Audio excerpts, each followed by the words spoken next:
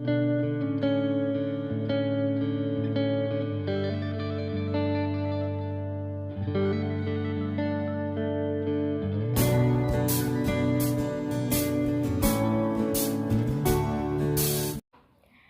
ยดีท่านผู้ชมยินดีต้อนรับเข้าสู่สองของกุ๊กกิ๊กสาวน้อยร้องสารเด้อมื้อนี้ท่านผู้ชมกุ๊กกิ๊กสิพาท่านผู้ชมไปเอาเครื่องของฝากจากประเทศไทยเป็นประเทศไทยก็เป็นวัวเป็นยังวัวแม่นยังอยู่ในนั้นน่ะไปเบิ่งนำกันเด้อท่านผู้ชมเดี๋ยวกุ๊กกิ๊กจะพาท่านผู้แล้วกุ๊กกิ๊กจะพาท่านผู้ชมไปเอาอยู่ที่ตลาดพูดเลยเนาะท่านผู้ชมว่าข้างในมันมีอย่างเนาะอย่าไปรอลุ้นนำกันแล้วกันกุ๊กกิ๊กจะพาไปเบิ่งว่ากล้องเป็นยังไงเนาะไปกันเลยเด้อท่านผู้ชมตอนนี้กุ๊กกิ๊กเลิกจากโรงเรียนมาประมาณ 3-4 โมงแล้วเนาะไปนำกันเลยนี่มาฮอตแถวตลาดแล้วท่านผู้ชมสะอ่อนกระตุนแม่ก็ยังเคยอยู่ที่ผ่านไปแพงก็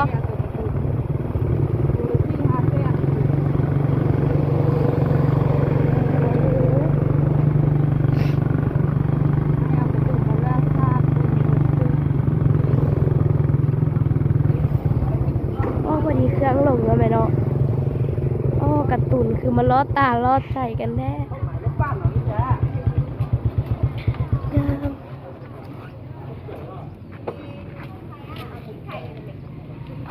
ย่างมาตุ๊บซื้อกระตุนตัวนี้เฮ้ยได้ไหม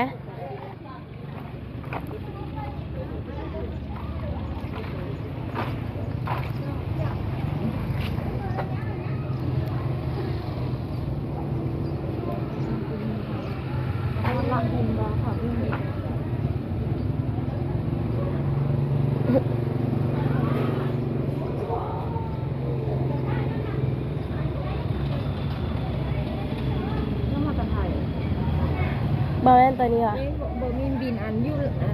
เบียงนี่มานี่ว่ะว่าอันนี้ไม่บินของอันมาได้ไทยมาพอเบียงได้แล้วบินกระลูอ่านมาไปแก้เบิ่งว่ามียัง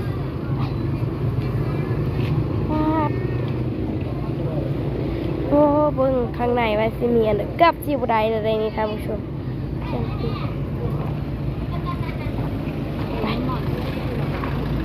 มาใส่น้ำมันก่อนเองนี่ไทยมา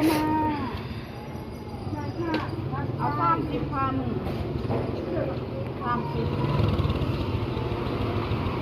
ั๊มปตทไม่หรอปั๊มมันเดิมแม่นี่น่ะถ้าไฟแล้วพักมันบ่พักแล้วไฟมาแล้วมานี่น่ะพ่อเฮ็ดเอง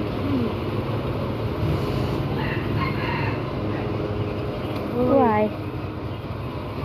เราเต็มไปแค่น้ำมันไหลอันเติมไปอีกไว้ไอ้บิ๊กดูดไว้ลูกดูดมืออื่นตีเติมไว้ไม่ได้มาแล้วก็เติมไว้เป็นไกลเปิดเป็นปกติเนาะแม่เนาะ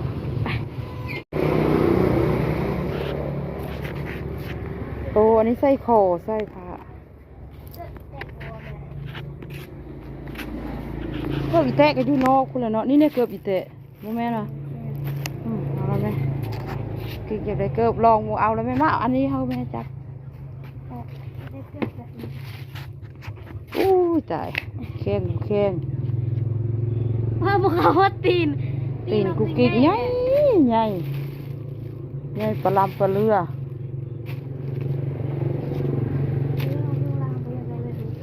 มันแข้งลูกไส้บนุ่มตีน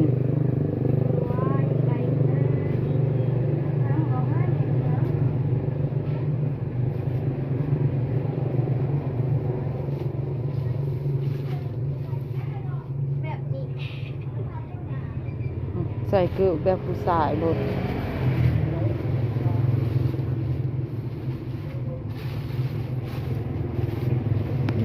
กระเป๋า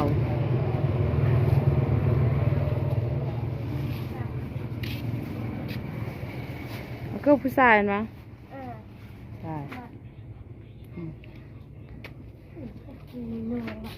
ตีนตัวเองหักใหญ่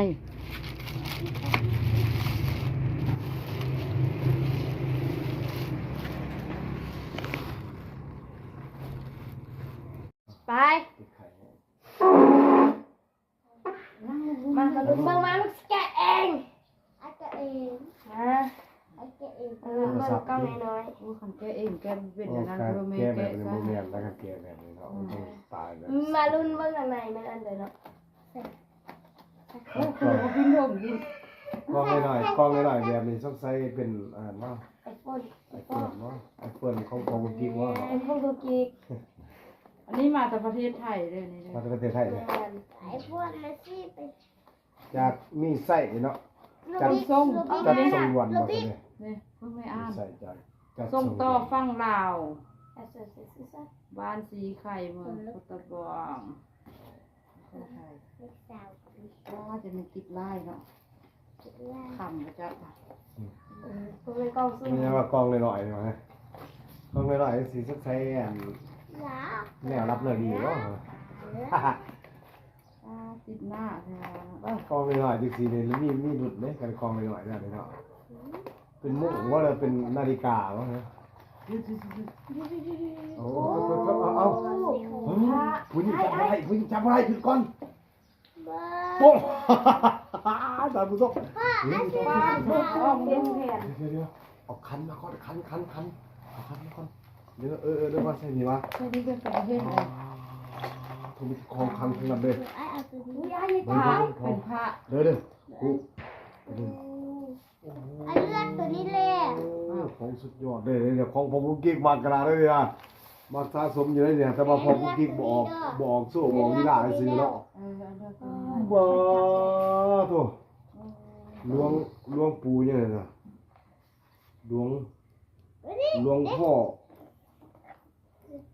พ่อยังไงเนี่ยครับ โอ้เลยผมใส่เป็นตาอันบอก โอ้ใส่น้ำตาอ่านบอกทุกคนเนี่ยอันนี้หลวงพ่อกล้วยอันนี้อ่ะหลวงพ่อกล้วยอันนี้ จะโกงจะโกง เราต้องเบิดไปจะบอกว่าฮะโอ้โห แปดองค์ อันนี้หลวงพ่อ อ๋อ ไอ้สีฟ้า ไอ้เอาตัวนี้ สิ ด้วย บูซาสุดยอดเลยเนาะ มึงมานี่เอามาเสิร์ฟ ก็ไม่แต่นี้เนาะ มา บ่มีทรายเนาะ ไอ้เอาตัวนี้ บ่มีทรายสิได้ไปซื้อทรายอีกเนาะซื้อทรายอีกได้เนี่ย ข้อตัวนี้นะ บ่พอยังไงล่ะพอนี่สิให้เบิดทุกคนแต่ว่าต้องย่ำเวลาเดินทางเฮาจังใส่ไปเนาะคันย่ำเวลาเฮาบ่เดินทางเดินทางก็ต้องป้าไว้อยู่วันทานบูชาคือเขาเด้อ เอาทานนี้ก็ได้ อันนี้พอมาขนาดได้เอาเนี่ยนี่ เฮ้ยอายกับเป็นได้อันนี้ มากบ่อง เอ ค์นี้ อ องค์นี้ก็มากโอ้มากเบิดว้าเป็นหลวงพ่อ สาธุ โอ้โห องค์นี้คล้ายๆคือปกติอยู่ใส่ขออายเนาะ โอ้เดือน อาย เบิ เป็ ด นทางคาน อ่านบ่ได้เว้ยเนาะ อ่านไม่ได้เลยตัวน้อย ตัวน้อยพวดเหลื่อมพวดเนาะ ขอบใจ FC จากประเทศไทยเด้อที่ฝากมาให้พอยพอมักแห่งค่ะ ไอ้บิ๊กเค้งมักอู้อายอย่าไอ้ตกแม่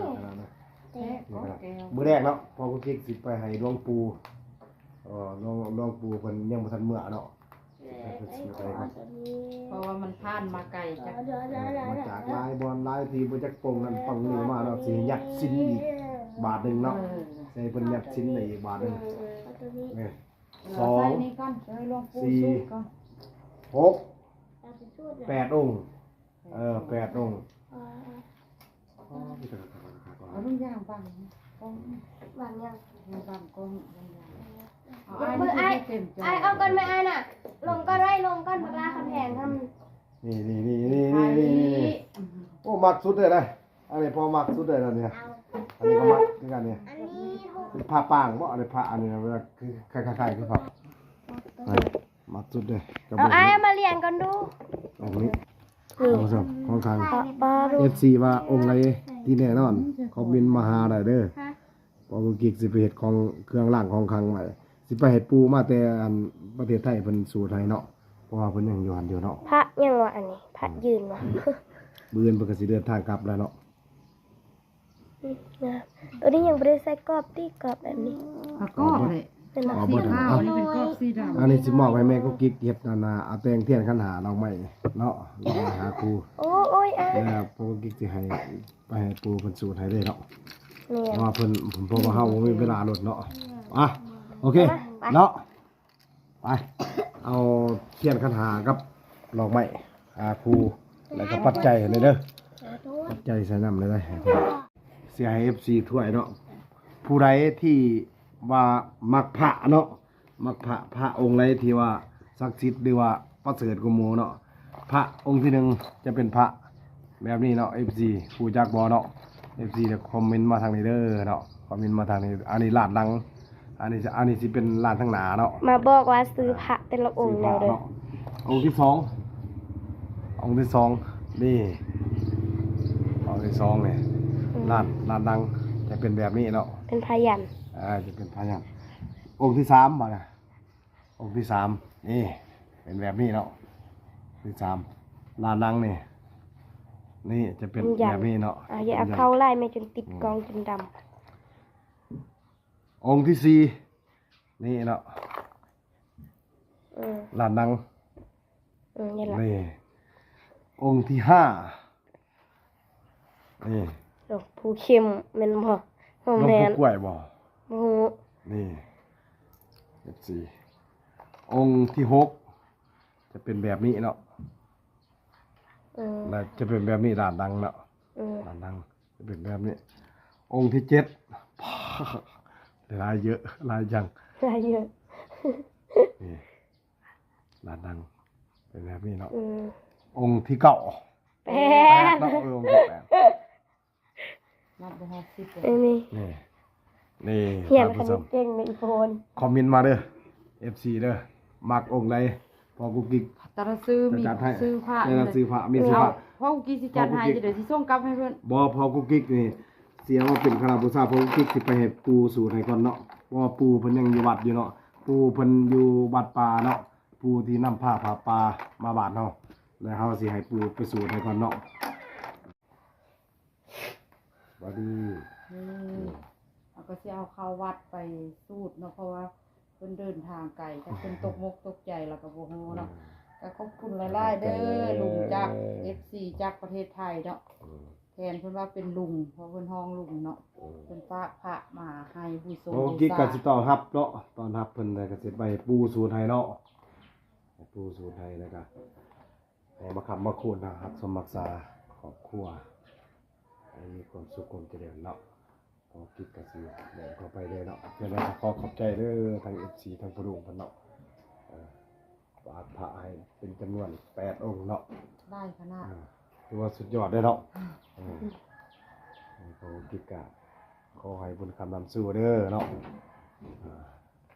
มาท่านผู้ชม ของพระยาสิ กิ มีเนาะ กาขอขอบใจ FC จากประเทศไทยเป็นคุณลุงเพิ่นฝากพระมาให้ครอบครัวน้องกุ๊กกิ๊กเนาะกุ๊กกิ๊กกาขอให้เพิ่นมีสุขภาพแข็งแรงเด้อมาเดี๋ยวพระอีเมกสินำเข้าไปสวดเพราะว่ายานเพิ่น ตกอกตกใจเพราะว่าเพิ่นเดินทางตั้งแต่ประเทศไทยเป็นมาฮอดร้องศาลเนาะท่านผู้ชมเดี๋ยวคลิปนี้กุ๊กกิ๊กกาจะขอตัวลาไปก่อนละกันฝากท่านผู้ชมกดไลค์กดแชร์กด Subscribe เพื่อเป็นกำลังใจให้น้องกุ๊กกิ๊กในคลิปต่อไปเด้อสำหรับคลิปนี้ก็สบายดีและสวัสดีท่านผู้ชมบ๊ายบายเจอกันคลิปหน้าเด้อบ๊ายบาย